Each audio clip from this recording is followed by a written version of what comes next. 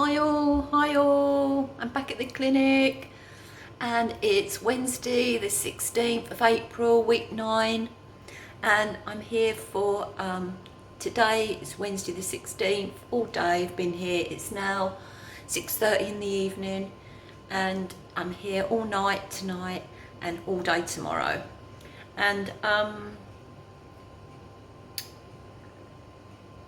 yeah, then it's Easter, so otherwise I might have stayed for another day. So thank you all again for me being here.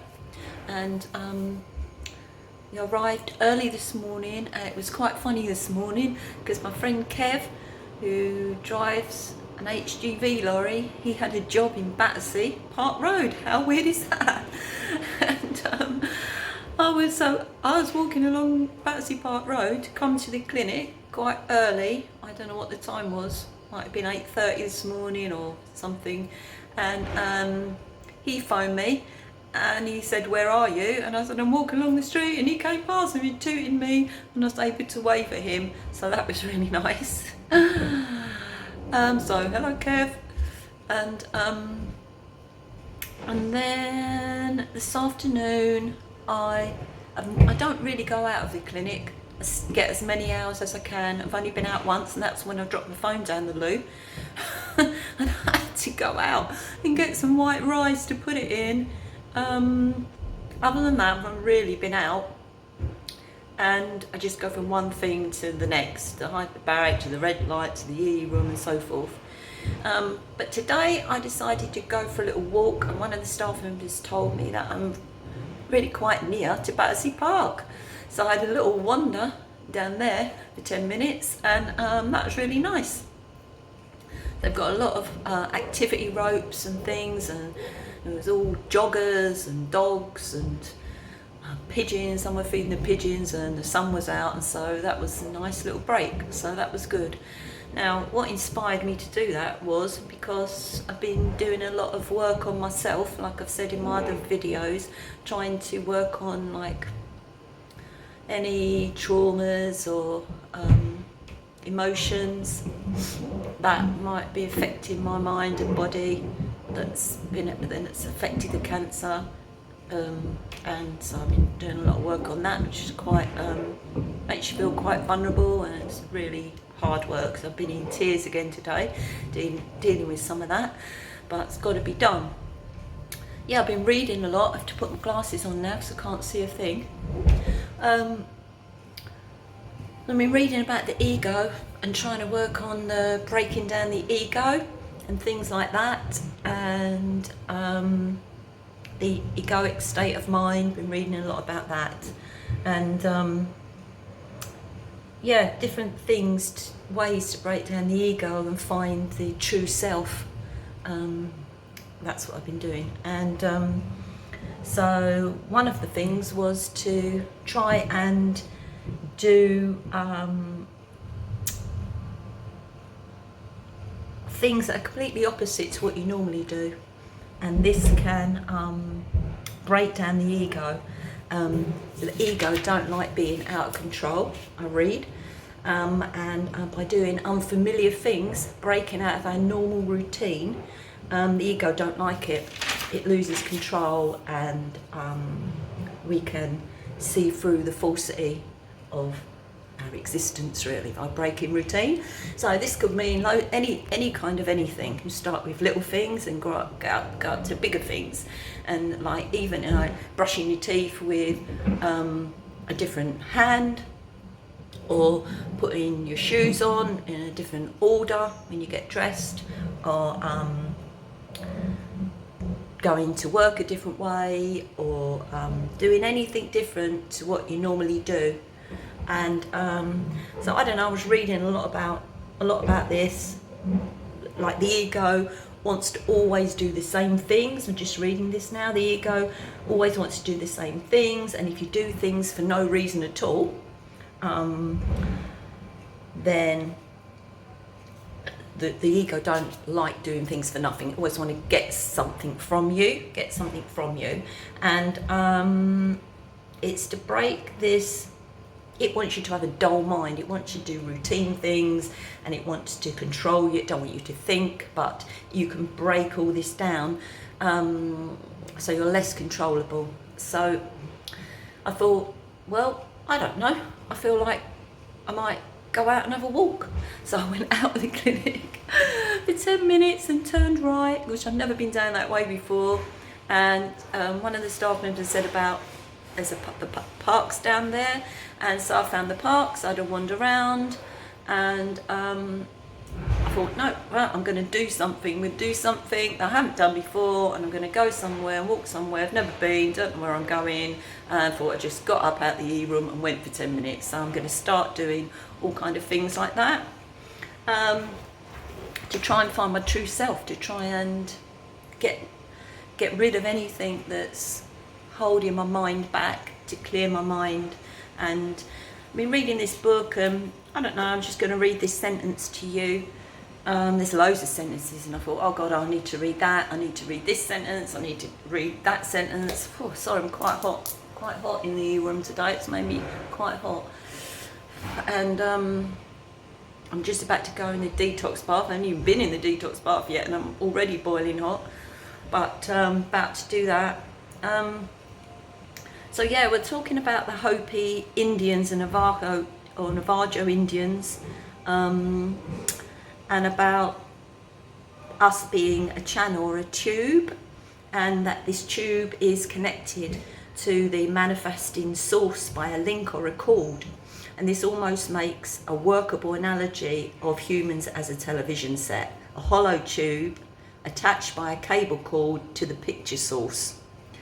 And when we see on the screen, what we see on the screen is not the source, but a created image sent through the cord. The screen is mistaken as reality. And the Hopis claim that our link gets filled with garbage of the ego, which is ignorance, identification, laziness, lust and greed, all of which cause distortions to what is sent through the connecting cord and perceived on the screen. And this obstruction of the channel is what prevents human beings from realizing their true nature, and even muffles intuition that would alert one to the falseness of mundane existence and guide one home. And it says here, when the channel is cleared through a shift in the point of reference from the lesser I, the me, to the larger I, the self, to try to find the true self, then occurs. And the self is seeing through an ego, no longer with the ego. So to take the first steps of attempting this shift, we turn the mind on itself.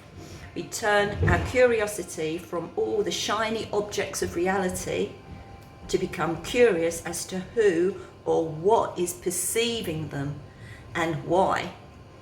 And we move the energy that normally goes to our desires, funneling it instead into the desire to find our essence. So I don't know, I'm just reading a lot of this stuff, trying to work through self-limiting emotions with Dr. Joe Dispenza's stuff, and reading other stuff like this, and just trying to find out who I am, how I function, what makes me function, why I've got these emotions, and these emotions may be holding me back because emotions are connected to ego. So I'm working on all of that stuff. So I've got a bit of an headache now, to be honest. But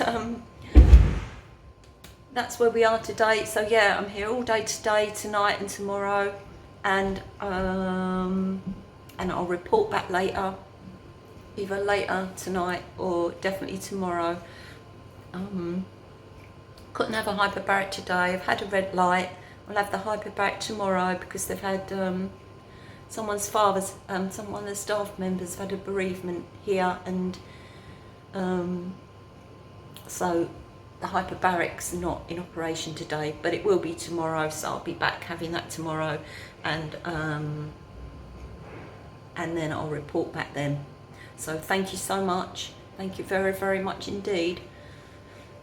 only here because of you, and I'm very, very grateful. I'm going to get in my boiling hot detox bath now. And I won't feel myself when I come out of that, because already my cheeks are boiling hot coming out of the E-room, and I'm going to be like a beetroot when I come out of that detox bath. So thank you very much, and I'll speak to you in a bit. Hi everyone, it's 10 to 8 in the evening now, and I've had the detox bath for 40 minutes. Absolutely boiling hot. Rubbed all the detox salts all over my body as well, so it goes in more. And I'm going to have something to eat now, and then I'm going to go back into the E-room and feel a bit worn out and a bit shaky after that bath actually, but it's all good, it's all good.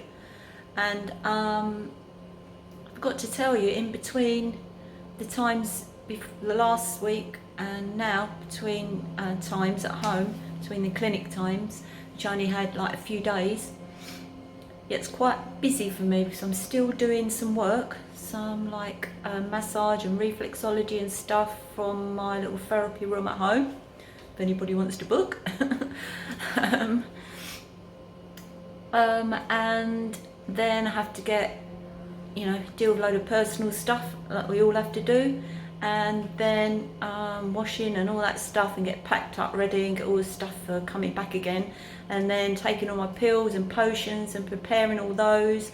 And then also I had reflexology. I had worked on the anal points and the groinal lymph points a lot, got to work on those. And I had healing, and I had and I injected myself with mistletoe 3 times, and had ozone up my bum. Sorry about that. Ozone gas, and loads of suppositories, different kinds, and in the night time and in the daytime melatonin and so forth. What else did I do? I had to write it down, so there's so many things. Hydrogen gas. I did colonic irrigation, which I hadn't been to for a little while, because the lady I go to, lovely Esther, her machine packed up, but it's all working now, so I was a little bit delayed having that, but I've had that now. And then I had vitamin C intravenous drip. So it's a lot to pack in those days between clinic visits, but yeah, it's all good. It's all good. And I wanted to tell you that I met the owner again today, Alistair, at the clinic, and I had to chat with him. And asked him about the frequencies in the E-room, like my husband said about us waking up every 2 or 3 hours, and asked him about this cycle, whether there was a cycle, whether the cycle changed every few hours, but he's not aware of that. So he said it could be, but he's not aware of that, so we're not sure about that. Had feel the frequencies in the E-room. As soon as I get in this clinic, drinking the alkaline water, and my urine again is so dark. So before I come to the clinic it isn't. Get in the clinic, in the E-room, it is. And I've only got to be in this place for half an hour or an hour or something, and my nose is running again. Yeah, it's quite a lot of detox going on still, and heart pounding. You can feel a heart pounding, and things are moving and kind of inside of you, but it's all brilliant. And yeah, so pleased to be here. And so I'm going to eat now. I'm going to try and report to you in the morning, and I'll say good night to you and speak to you as soon as I can tomorrow. Okay, thank you very much.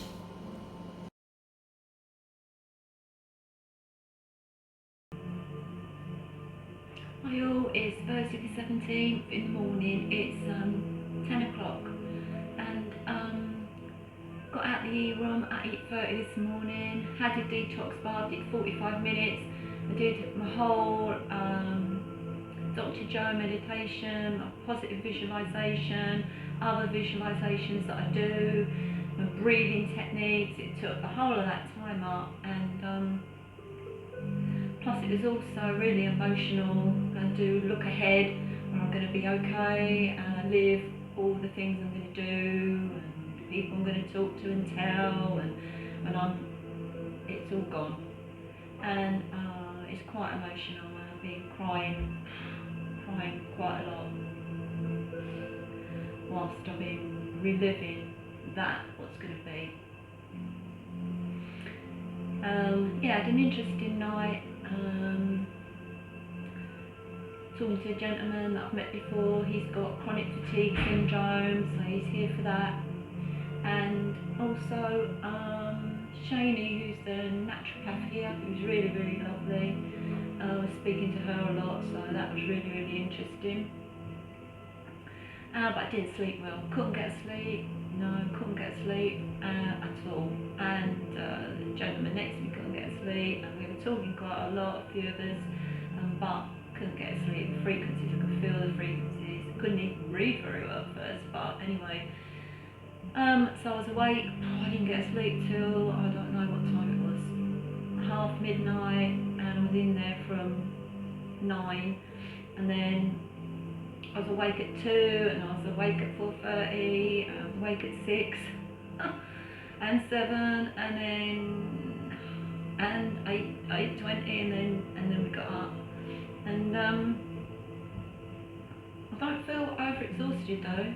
Don't feel really exhausted like you would if you're at home. You're awake every few hours like that. But when I woke up, that was interesting. When I woke up eventually about, I don't know, 8 or something, I saw all like mist in the room. Well, that's what it looked like. This is not unusual for me. I've seen a lot of things in my life, working with energy a lot for the last 20 years, but I haven't seen it here. I definitely haven't seen it here. But I saw like a mist everywhere filling the room, and also my eyesight was affected.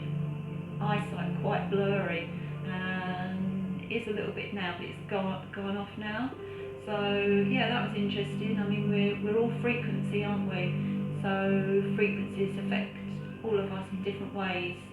So yeah, that was quite interesting. I am going now to have hyperbaric oxygen, then I'm going to have a red light treatment, and then I'll go back in the E room.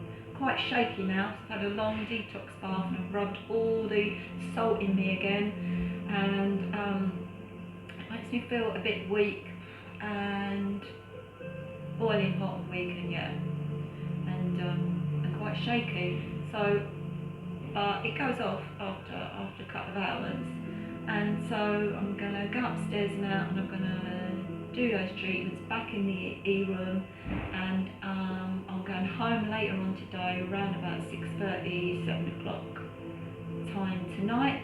So I see who I meet today, and I'll report back to you. Thank you from the bottom of my heart for being here.